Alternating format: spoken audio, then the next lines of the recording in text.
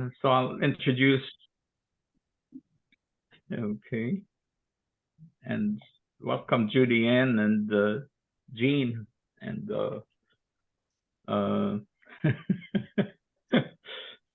so I'm Wadi Halavi, one of the volunteers at the center. Soon approaching its 50th anniversary. We actually got pushed out of our physical location by, above all, developers who bought the building to transform it into 26 mini apartments. But the pandemic did not help. The purchase of a building or plans to redevelop it coincided. So we're now looking for another physical location nearby and looking for all the help possible and in finding it. But in any event, many significant leaders from China have spoken there, very significant leaders, and we've also had speakers from Vietnam and Cuba and from the United States. And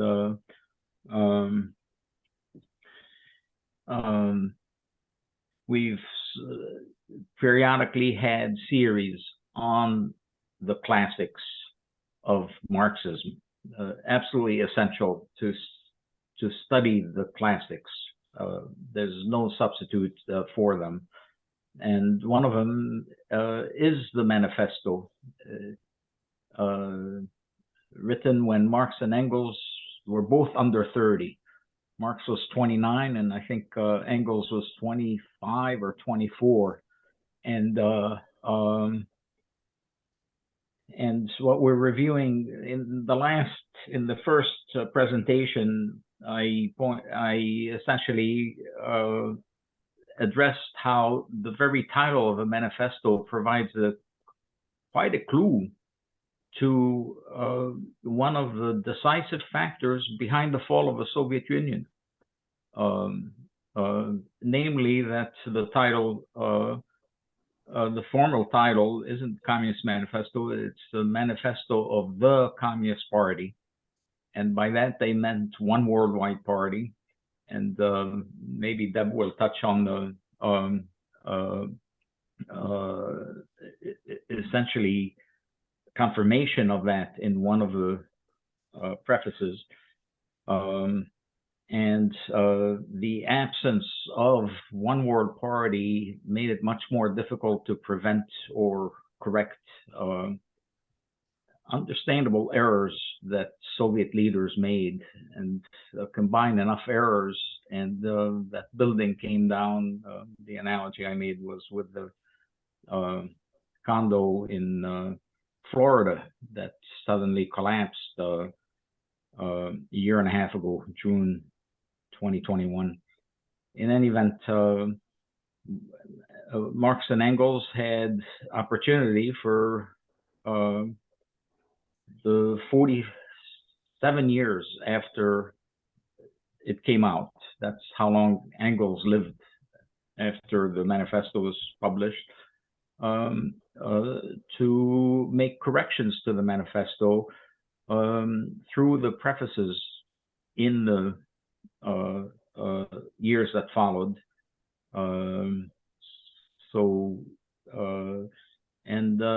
Let's pass this to our comrade Deb Wilmer, who organizer for the Communist Party in Massachusetts, the district, and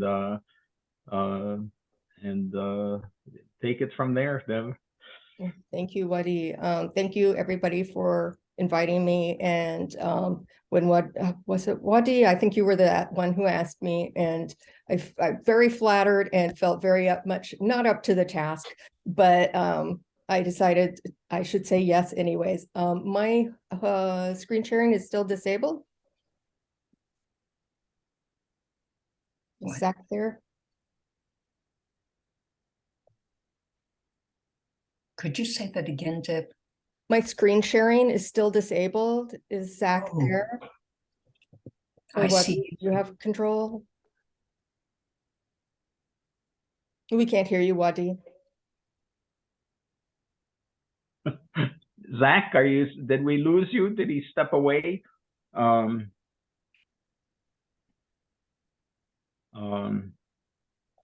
I'm not sure. Okay. If once you get started, and if Zach gets back, he had indicated he had another task simultaneously, but that he should be back any minute. This was before we got started. Okay. Maybe you could phone him, send him a text. Yep. But go ahead, Deb. And okay. So it's we're studying the Manifesto of the Communist Party, otherwise known as the Communist Manifesto. I believe Marx and Engels even refer to it as the Communist Manifesto or as the Manifesto in the prefaces. And there were 7 prefaces.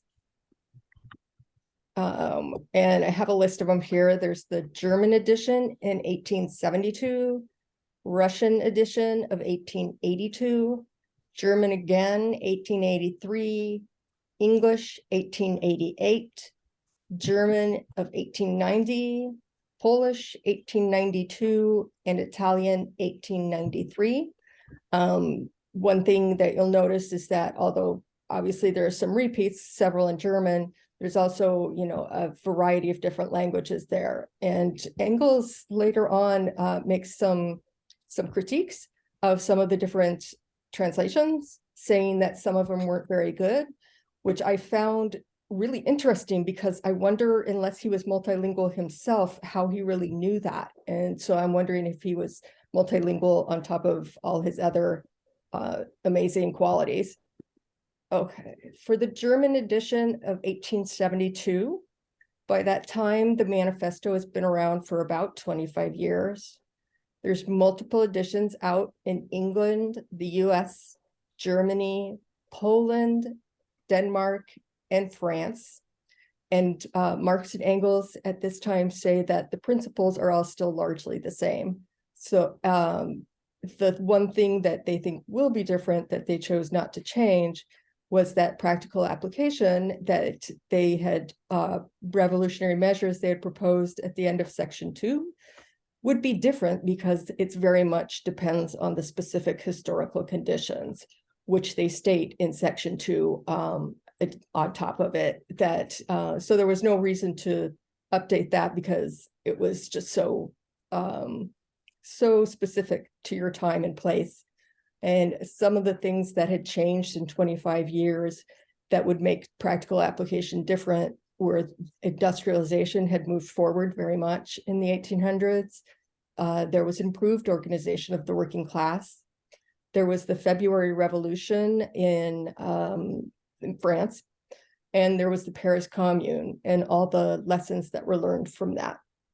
Deb, let me interrupt you. Your screen sharing should be enabled now. Okay.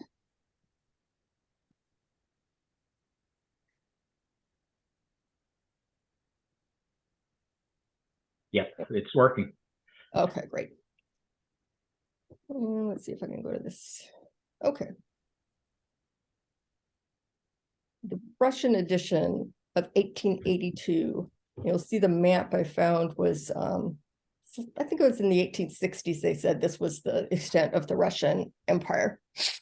Okay, so in the Russian edition, his their preface, focuses on developments in Russia and the US and how the developments in the Russia and the US have changed their role in European economics.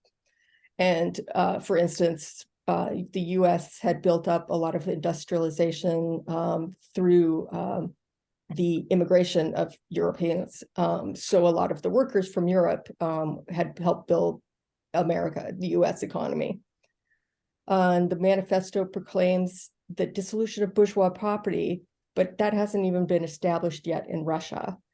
And at this point in 1882, he posits the question, can socialism happen without having gone through that period of building up bourgeois party first in order to then dissolve it? And what they say is only if the Russian Revolution signals a proletarian revolution in the West so that they complement each other, will they be able to dissolve, to move to socialism without having to go through a bourgeois period. German edition of 1883, Karl Marx has died at this point, and Engels talks about basically how much he owes to Marx and how so many of the really crucial ideas can be attributed to Marx. And then when we get to an English edition in 1888, there was the February Revolution in 1848 in France. And the manifesto itself was written as a party program for the Working Men's Association shortly before the revolution. Then in June 1848, there was, I don't know if they called it a revolution or not, but there was a 3-day uprising in France. And this manifesto had been published in French shortly before that uprising, which I found kind of interesting coincidence. Engels calls this uprising the first great battle between proletariat and bourgeoisie. And I'm actually not sure why he said that, but I found it really interesting and would like to look into that some more. After that, working class movements, if they existed, were hunted down and leaders were imprisoned. So it really squashed a lot of organizing of workers until in 1864, the International Working Men's Association, the first international, was created. And at that point, they wanted to unite workers of different countries. So it had to be broader in its appeal. Basically, they couldn't adopt the Communist Manifesto. So they asked Marx to write something that was a little broader in its appeal because the English trade unions, I believe, were relatively conservative at the time. And so Marx wrote something broader in its appeal. And as Engels says, Marx trusted that through struggle and discussion, that the workers would come more to the side of socialism, that they would develop their theory and move forward. And he was right. By the time it dissolved 10 years later, by the time the International no longer was, 10 years later, they had become they had progressed. The men who had been involved in the International had progressed in their thinking, including the English trade unions, had gone to the point that someone speaking on their behalf said that they no longer needed to fear the socialism of the continent. Then the manifesto came to the forefront again and was reprinted and translated numerous times in numerous countries after that. Named the Communist Manifesto because at that time, the socialists, they didn't name it the Socialist Manifesto because at that time, the people who called themselves socialists, people who organized around that word, were the middle class. And the people who organized around communists, around the word communism, were the working class. And since Marx and Engels fundamentally believed that the working class had to make its own revolution to liberate themselves as well as all of society, they had to go with the what was a working class movement, of course. And he also mentions, and they've never looked back. They never felt a need to change that. Okay, German edition of 1890s repeats much of what was said before. And it goes on to say that the International, although it was only for I think they say 9 years, created the International of Unions created the International Union of the Proletariat of many countries. So it did, even though it was short-lived, it did create a union of people, of workers from all over, or well, from many countries. And one example of that in 1890 was that people in many countries were all struggling for an 8-hour day. And although I'm grateful that it's only 8 hours, I sure would like to struggle for a 4-hour day personally. as a Polish edition of 1892. As large-scale industry develops, so too does the demand for the manifesto. And of course, because large-scale industry developing means there's more workers because it calls for more workers. The liberation of Poland from Russia will be necessary for European international collaboration, and all nations need to be liberated for the workers of those countries, of those nations, to collaborate with each other. Italian edition of 1893, the bourgeoisie had actually been benefiting from the previous working class revolutions, like those in France, but they also created large groups of proletariats everywhere that they build industry. And by doing so, they have created their own grave diggers. And I believe that's all I have. Let me see if I can move this. Okay. I believe that's all I have. Yes. Some questions I had, but I'm not really well versed in history, unfortunately, is I wondered, this is all happening in the industrial North, which makes perfect sense, but it did make me wonder, what about Africa? What about Asia during this time period? Was it not translated into those languages? And I haven't had time to research that yet. But at any rate, that's my presentation. Thank you. Thank you. Wow, thanks.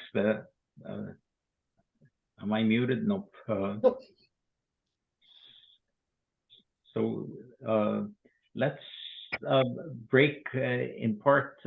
Yusuf, you were going to post about tomorrow's ICSS event, a link to it. So this is from Oakland. Richard or Eugene should announce it first. Okay.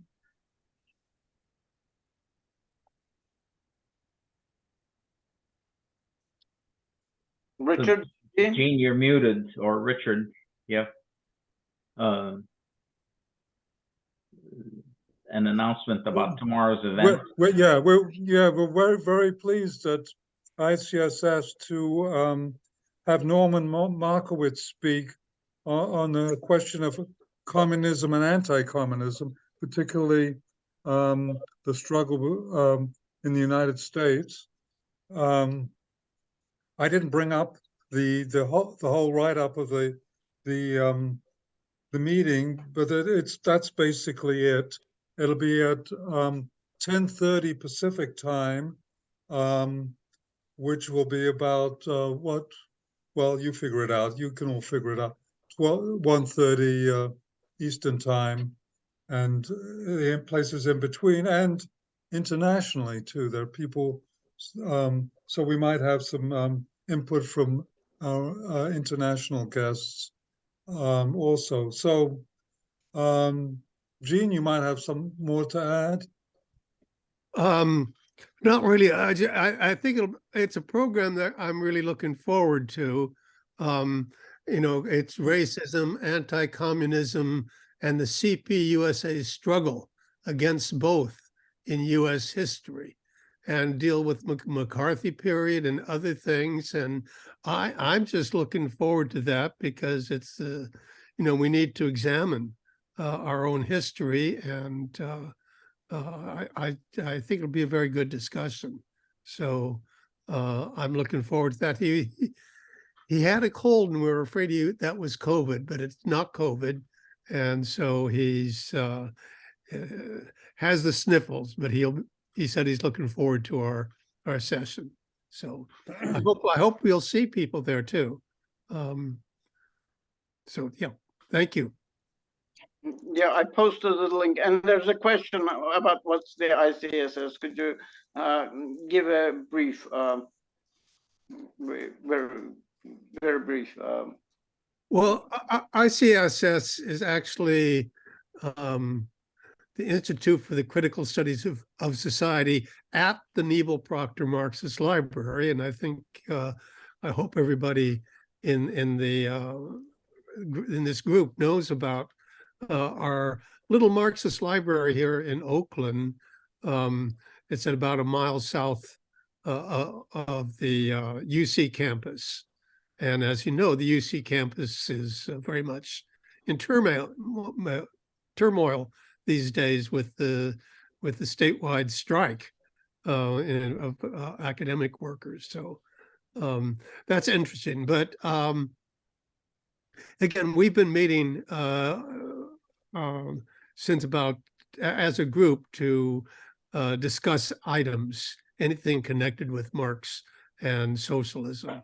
So we've been going for a long time, and we do have a website, icssmarx.org.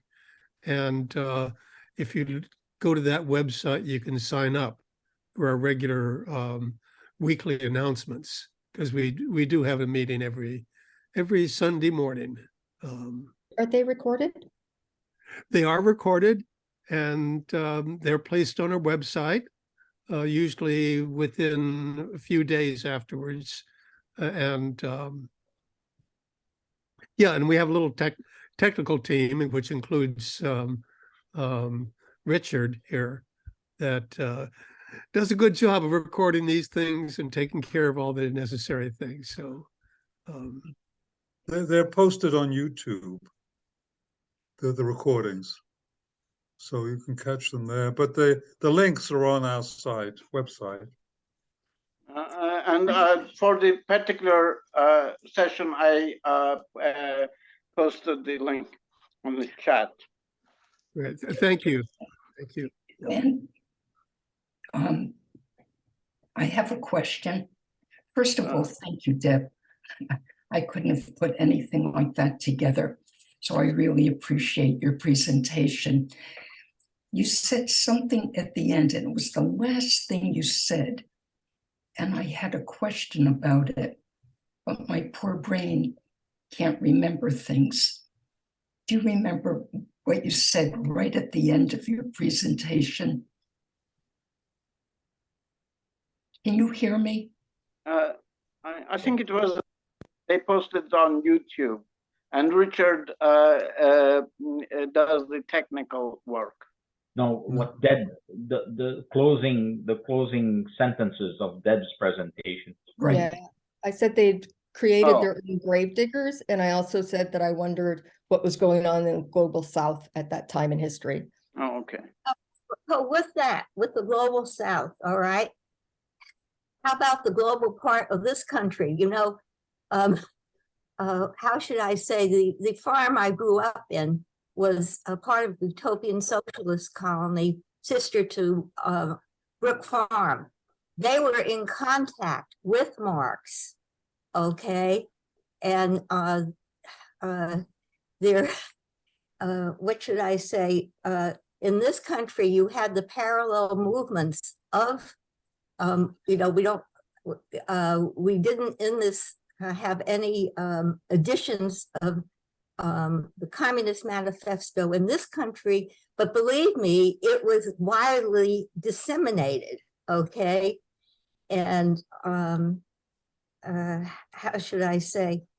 There were contacts between Marx and Engels here, particularly around the Civil War and after the Civil War, okay? And then in this country, you had the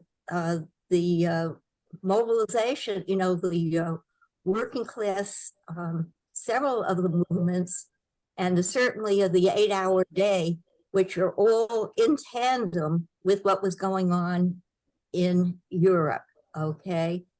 And I guess that's sort of a personal note, because I have some of that history from where I grew up in Jersey, okay, in Phalanx, which is obvious where that name came from, as a Fourier colony. And unlike Brook, this was a group of farmers, and it was when it split up, it was commercially viable, because these were bourgeois good-sized farms, and they went back to their original, to their owners. But the history and some of that correspondence is, how should I say, floating around. And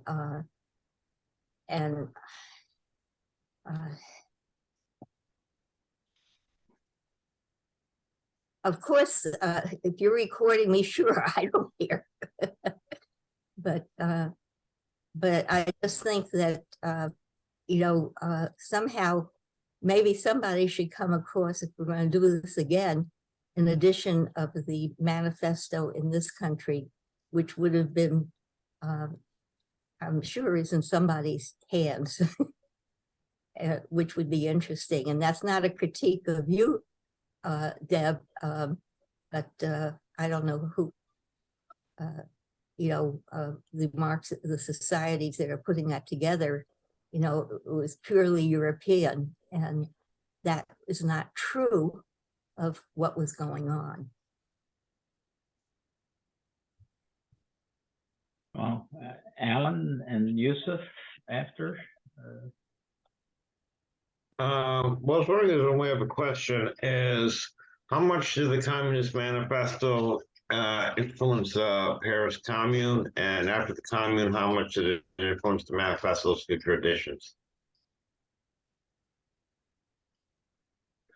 I actually don't know. Wadi, do you know?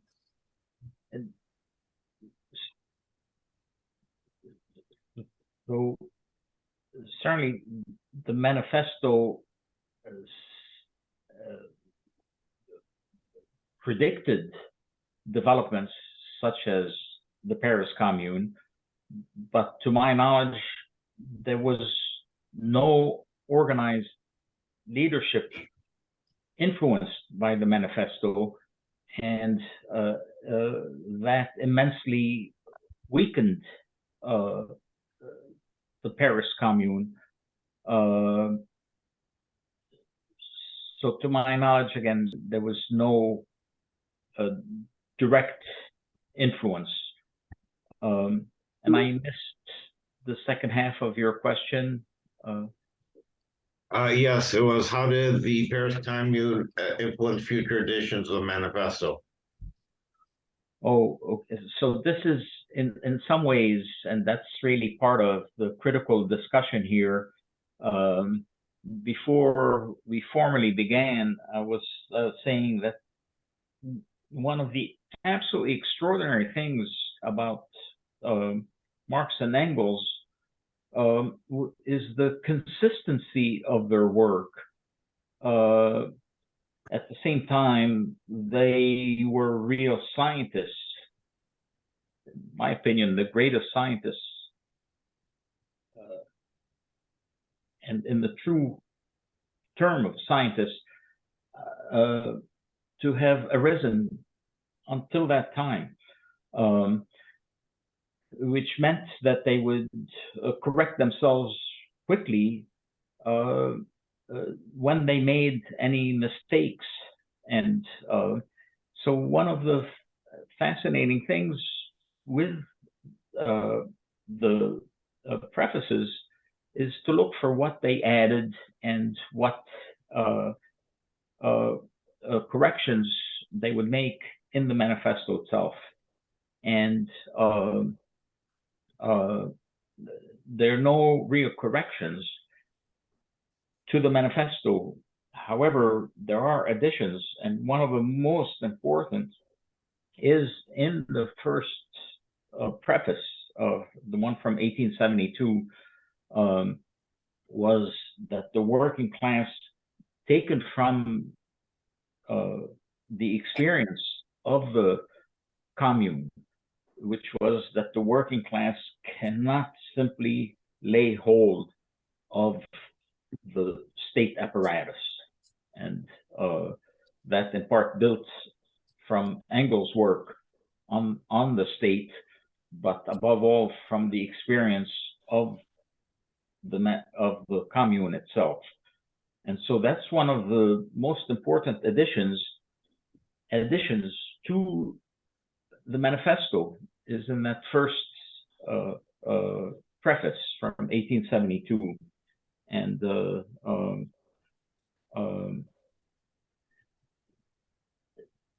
really the experience of the commune enriched Marxism immensely. So one was about a deeper understanding of the class character of a state. But in addition, the importance of for the working class to seize the commanding heights of the economy, above all the banks. So one of the weaknesses of the commune was the failure to seize the banks. Some of the communards had hopes that the banks would help them finance reconstruction after the wars that ultimately triggered the rise of a commune.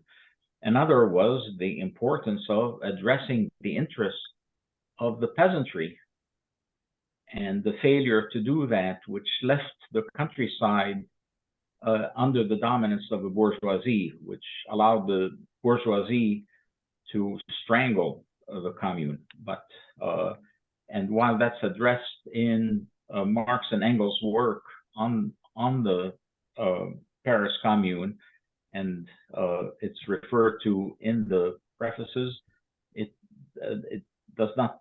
The prefaces do not go into detail on that.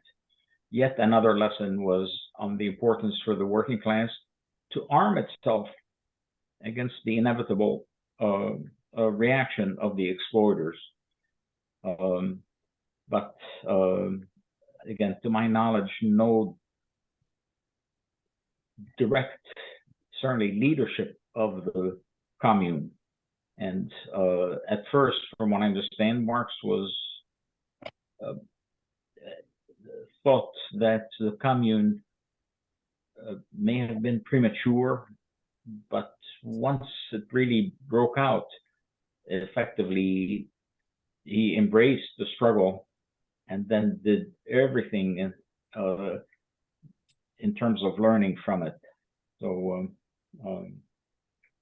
so hopefully that answers what you're raising. Yes, thank you. Yusuf? Yeah, well, in first of all, in regards to 1848, yes, it was the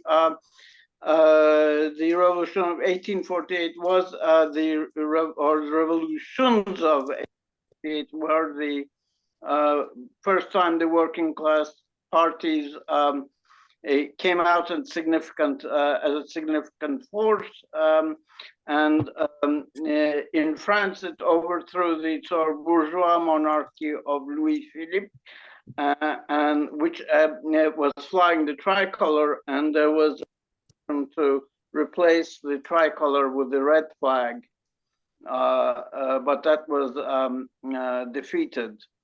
And the working class couldn't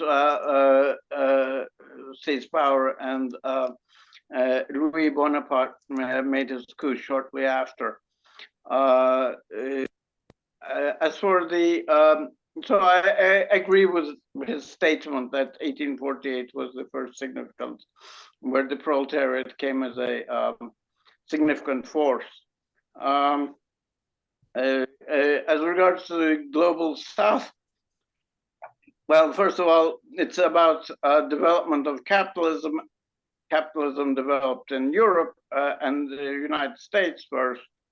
At that time, the global south was either feudal or under colonial rule.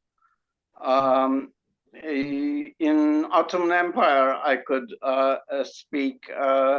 There was heavy censorship, so printing it in Turkish or Arabic. Well, I don't know. Maybe in Egypt, maybe it was printed in Egypt. I don't know, but printing it in Turkish or Arabic was sort of out of the question.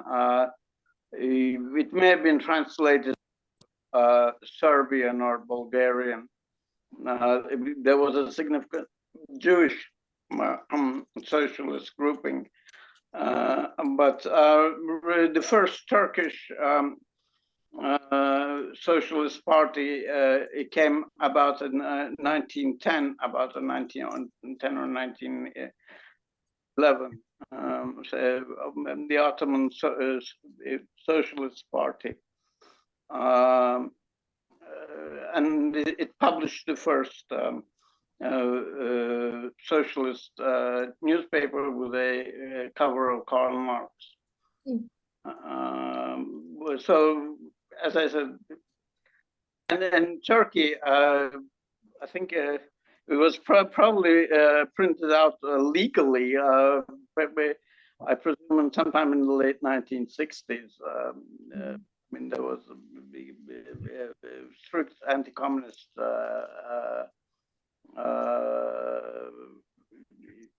laws.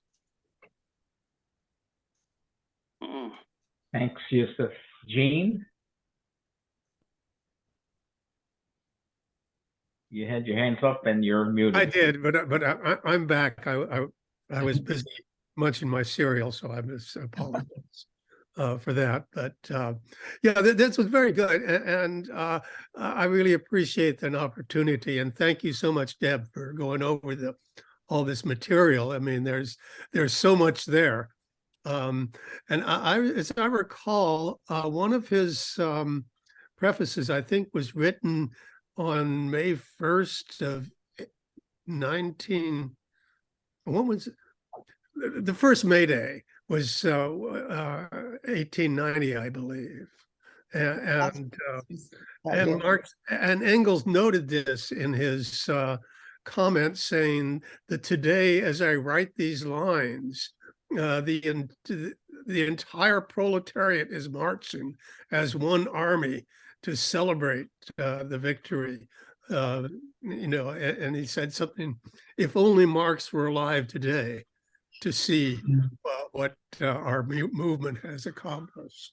And I just think these are just wonderful, you know, not only the manifesto itself, but the prefaces are such a great heritage that we have. And thank you for organizing these and calling this to our attention. The other thing I wanted to note is that, you know, the manifesto is such a tremendous document. And there's a phrase in there where something to the effect that the communists turn their attention chiefly to Germany because that country is on the eve of a bourgeois revolution, which will immediately turn into a proletarian revolution. And if you just cross out Germany and write in Russia, and cross out 1848 and 1917, well, that kind of encapsulates the Russian Revolution. So I just think that's interesting and would like your comments on that.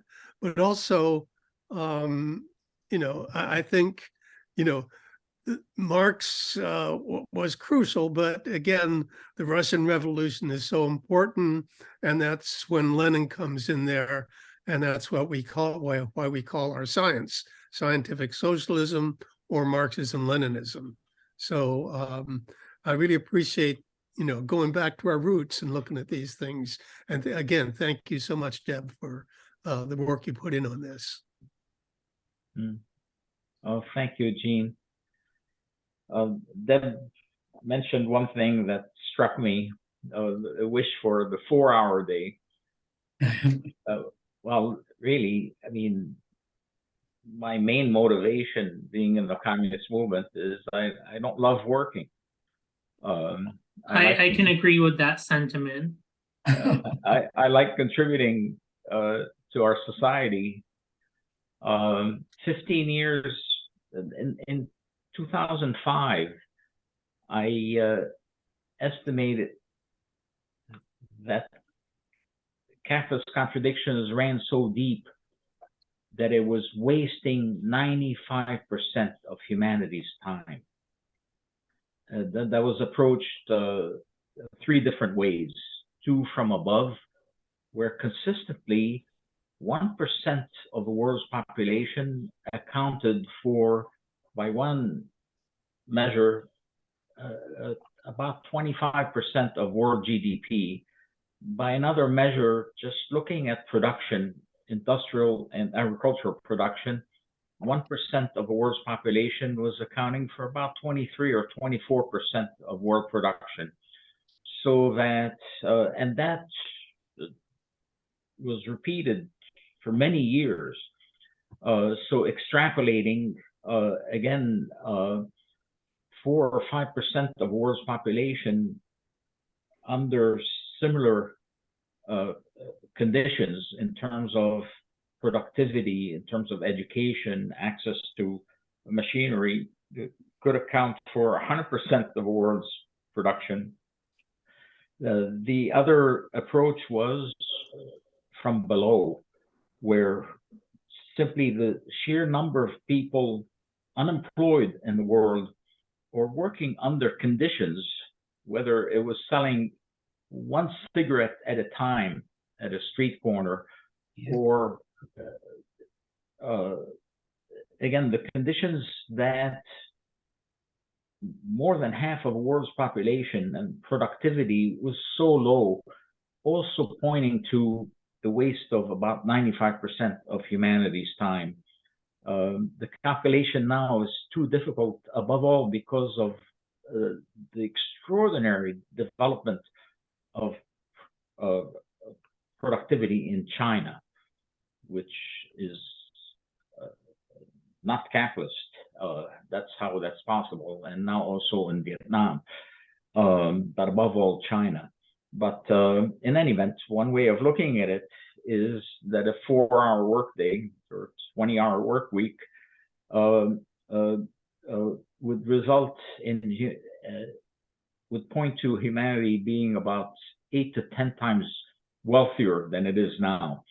Not us individually, but quite a bit more, going, for example, to collective wealth, above all protection of the environment and of society. So yes, a 4-hour work week not only is possible, but under immensely more favorable conditions than we have today. So one thing to pick up from the introductions, the prefaces to the manifesto, that sentence about the Russian Revolution and the European revolutions complementing each other. And that in part helps us understand what happened with the Russian Revolution, is that there was a failure, even though there were extraordinary inroads that we sometimes miss in terms of revolutions in the West, whether in Germany in 1919, and again after or towards the end of World War II, revolutions in that possibility in France, in Italy, and elsewhere. But the failure of revolutions immediately following the Russian Revolution is part of what weakened it. But the extraordinary insight that the possibility that there could be a Russian Revolution, and that is complemented by revolution in Western Europe, much more industrialized, could or may have helped prevent effectively the weakening of the Russian Revolution, ultimately leading to its demise. So that's a whole topic in itself. So, but let's pass it back to discussion, and I have a couple other comments, but yeah, let's go back to any discussion, any comments or questions?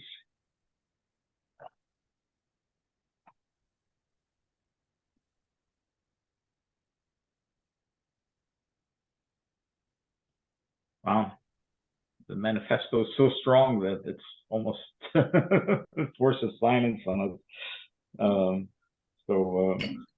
Didn't I? Yeah, go ahead, Singh. I was going to say, didn't I volunteer to work 4 hours a week?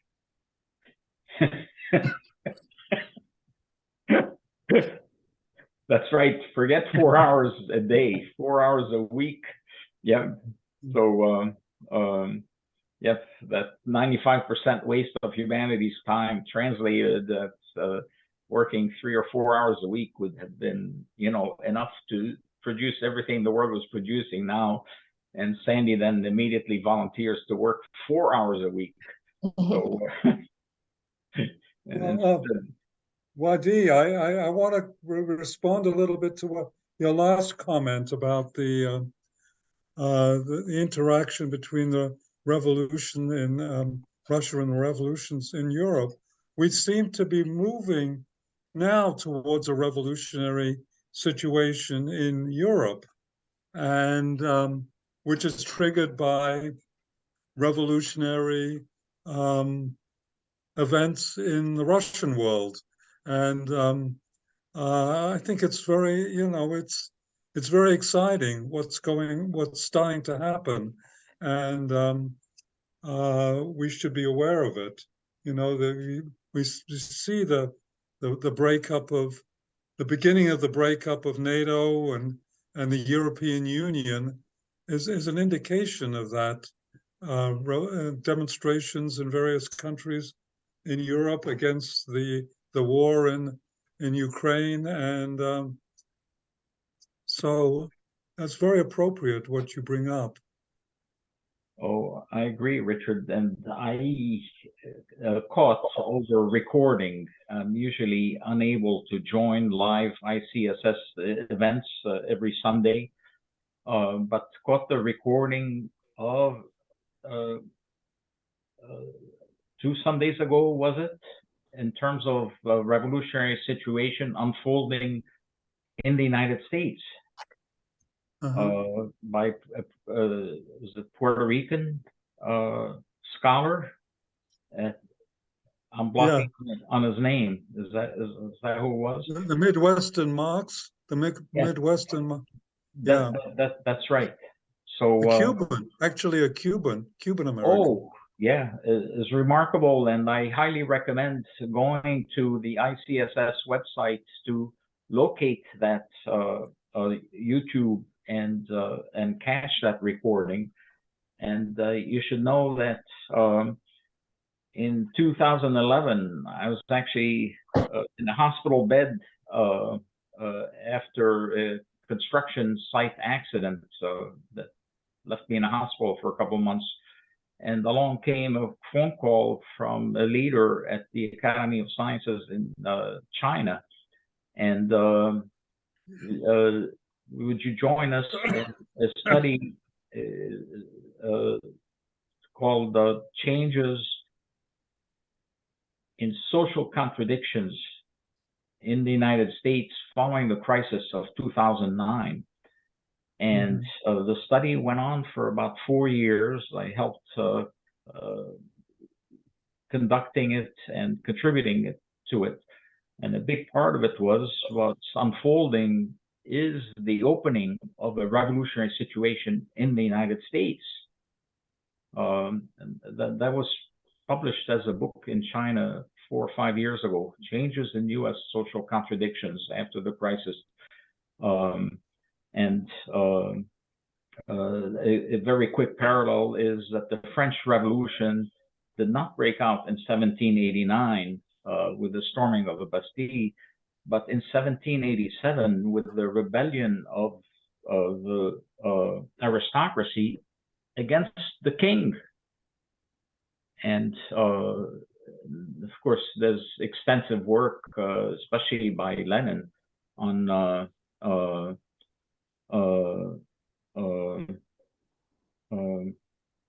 on describing revolutionary situations, and that Cuban scholar from Midwestern Marx quotes Lenin at some length about that. So part of it is that the ruling class cannot go on as before, and that its social base cannot go on as before, and then ultimately that workers, especially and oppressed, cannot go on as before. And so the rise of the Tea Party represented the rebellion of the social base of the U.S. ruling class against the extremely tiny, concentrated U.S. ruling class and its state apparatus. And that rebellion is still primarily aimed at the ruling class and its state. They call it the deep state because they don't have Marxist method, but the work of Victor Perlow in terms of identifying essentially that the U.S. basically has a tiny hidden monarchy that captured the state apparatus. It's extraordinary. In any event, and again, Marxist method is essential for that. Just wanted to touch briefly on the global South and the reminder that Marx missed this, but that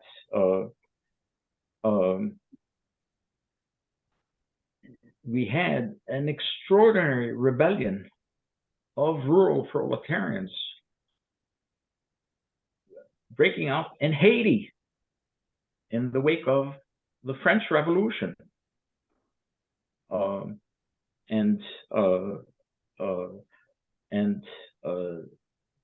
So the so-called American Revolution was no revolution, certainly not a change in from one social system to another.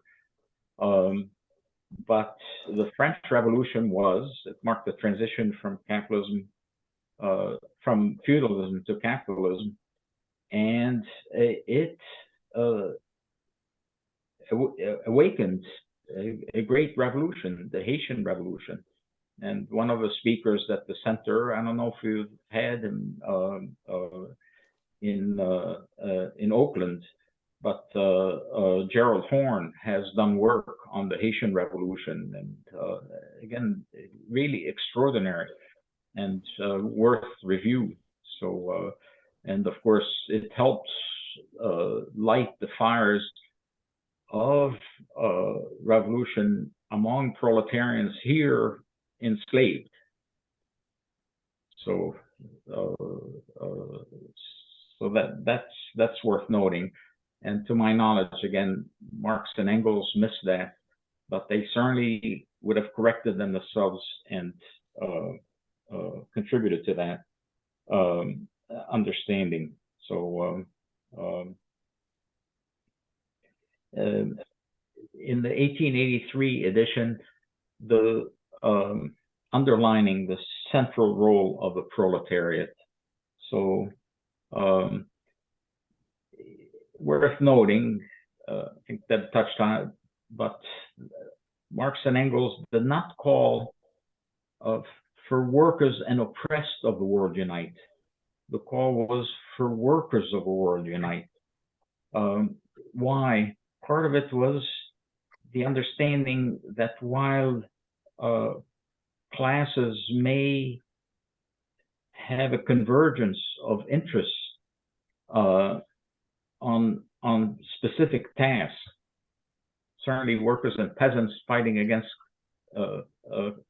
capitalism, even against feudalism.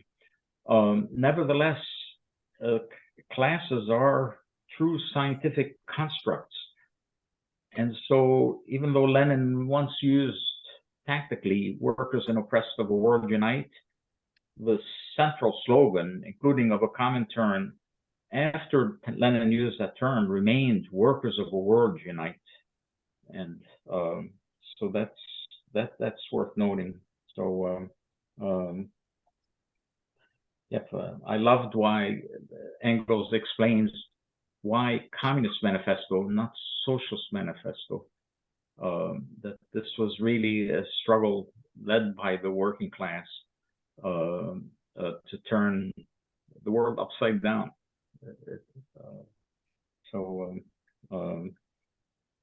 And in the two last introductions, prefaces, Engels underlines, and this is one of the very important additions to the manifesto, is the task for the working class to take up liberation of oppressed nations.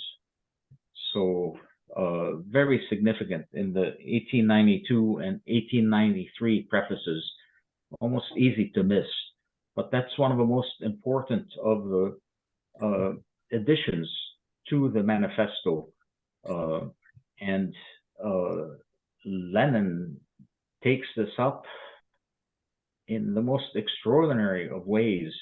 That's a real contribution to Marxism, was taking up the right of oppressed nations to self-determination and associated land tasks. And to me, this is one of, again, what the prefaces add.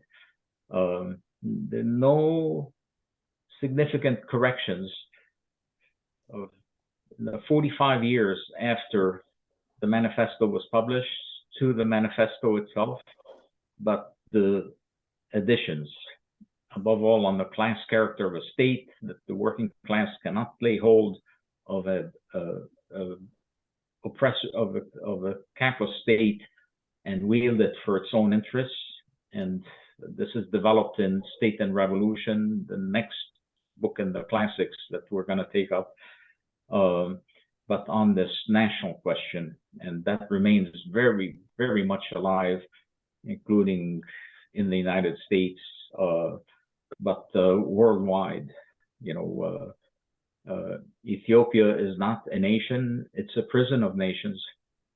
South Africa, despite the great struggle against apartheid, is not one nation. There are several nations within South Africa, and there are national questions and also the land questions that need to be addressed. And this goes on and on, above all in Africa, the way it was broken up by colonialism.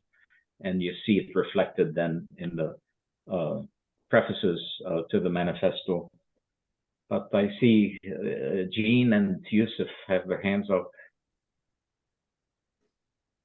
I think Yusuf was first. Oh, okay. I'm not paying attention. Okay, thank you. Well, as regards comment about a revolutionary situation developing in Europe, I hope it's correct. Unfortunately, I see the discontent mostly being picked up by the right. And the left is organizationally quite weak, it seems to me, and divided, and considerably lacking the revolutionary. I mean, there are exceptions, but the revolutionary perspective it once had after the during and after war, World War II. I'm a little more optimistic on Turkey, but that's a separate subject. So I just want, we see the rise of like Le Pen and the right wing in Italy that has taken the government for the first, and Hungary, Poland, and some of these are against the EU. It's good that the trouble amongst each other. As I said, the discontent should be vigorously taken up by the parties, which seems they are not very successful. No. Thanks, Yusuf. I just looked at chat and see that the note from Judy Ann, and that our comrade Gary Hicks died last night. Oh, And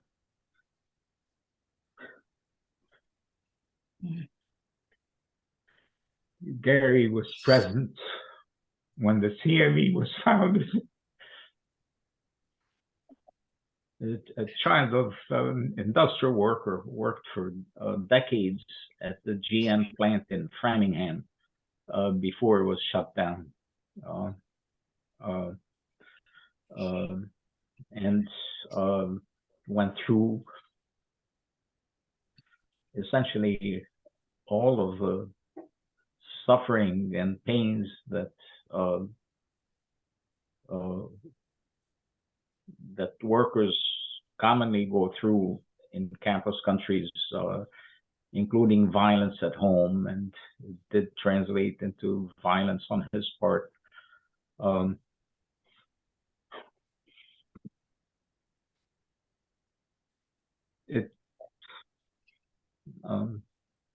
It also turned him into really one of the great scholars and historians that this movement has known.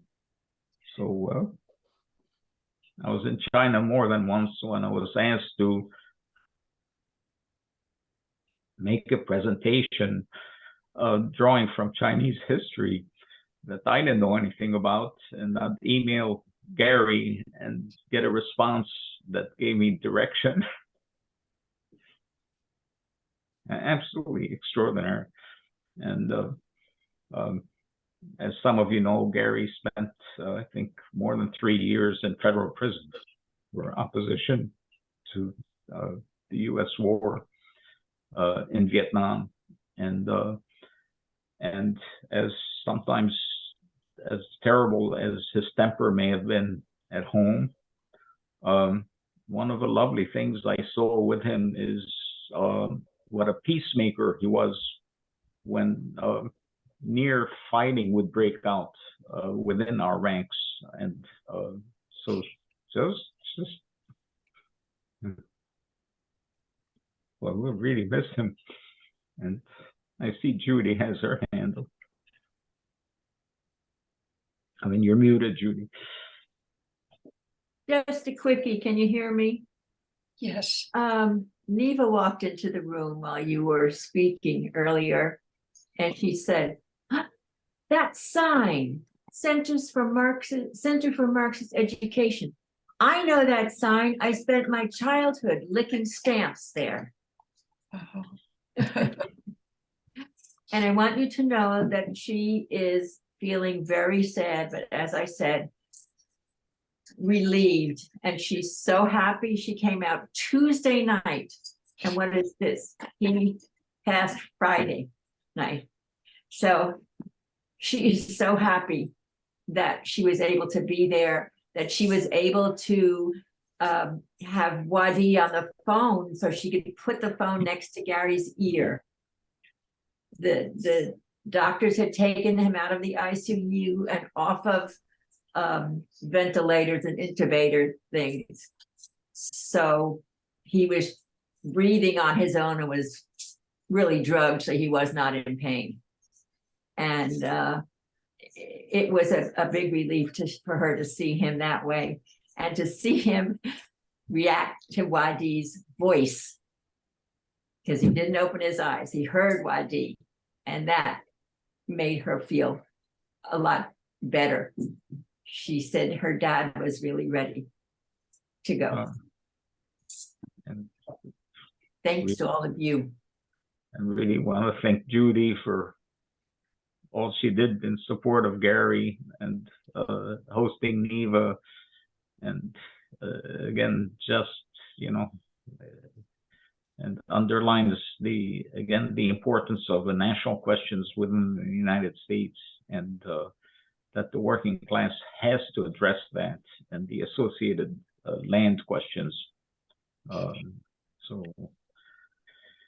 Gene? Well, well, that is, it's very disturbing. And well, it's It's sad to hear about Gary. I think it is probably he was not unexpected, but still a great loss for our movement. And I know he's played a key role here at the Marxist Library and the ICSS. And I know we had a lot of discussions. I remember one thing we talked about having to do with he remembered when Stalin died, and he said that I think he was like 10 years old or something, and he came home and said something to his father about Stalin died, and the newspapers say he's a very bad man and all that, and his father got very angry and stomped off into his room and just isolated him all day. And when he came out, Gary could see that he'd been crying over the morning, basically, the death of Stalin. But then he said to Gary, he said, "Don't you ever let the white men talk shit about Stalin." And so, I mean, Gary was really a wonderful individual. I've learned a lot from him, and he's contributed a lot to our library here. And so I really appreciate him and everything that he's going on. And so, yeah, and I still have a couple of his books he lent me. So I guess I'll just keep them now and as part of his library with me. So we have a few thousand in his apartment. If anybody needs any, I know needs any books. I remember visiting him there on a fairly regular basis, and he had so much to say, and always appreciated his comments. And he was a great leader, a great man, I think. Yeah, and we're sorry to hear that. Mm. Yeah. I love that story about his dad and Stalin's passing. That's just such a great story. We have with Judy Ann, Gary's daughter, Neva. Yeah. I'm so sorry for your loss. Thank you. Yes, we are. Oh, yeah. I'm sorry for your loss. Yeah. I'm just happy that he's not hurting anymore. It's a huge relief. So I'm sad, but I'm so happy too. I know that sounds crazy, but I really am. They're doing exactly what your dad wants to do. Make sure people study. Please study. Read and Yeah, study. absolutely. I know how much he loves everybody and relies on everybody, and you know how much work you guys do. So, and how important it was to him, and all of you are important. So, you know, I appreciate everybody here. Thank Yeah, thank you, Neva. Sorry, thank Glad you. so I glad was you just wanting connected to us listen. yesterday, that I had that brief connection. I'm still so happy. Thank you. So, yeah. So, in any event, I think we are past our wrap-up time. It was due to end 15 minutes ago. Next week, we're going to have the review of the first chapter of a manifesto, and take it chapter by chapter.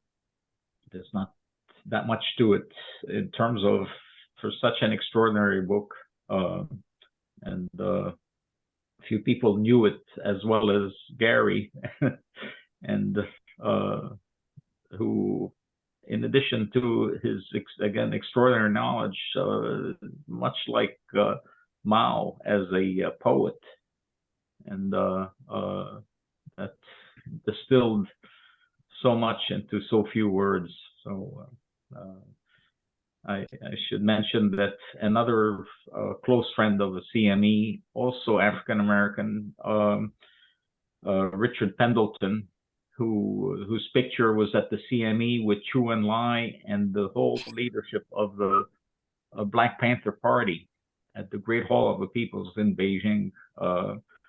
And Gary and Richard worked together at the medical library at Harvard, and were often confused with each other. So, and Richard is also in the hospital.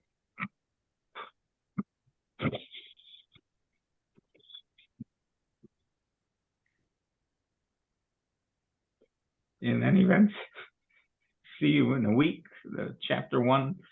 And thank you all for all of your contributions. Deb, thanks for all this work. And for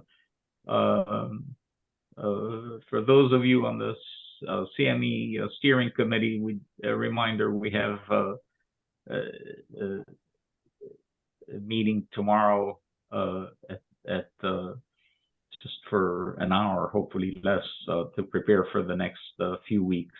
And after this, we are going to go into State and Revolution.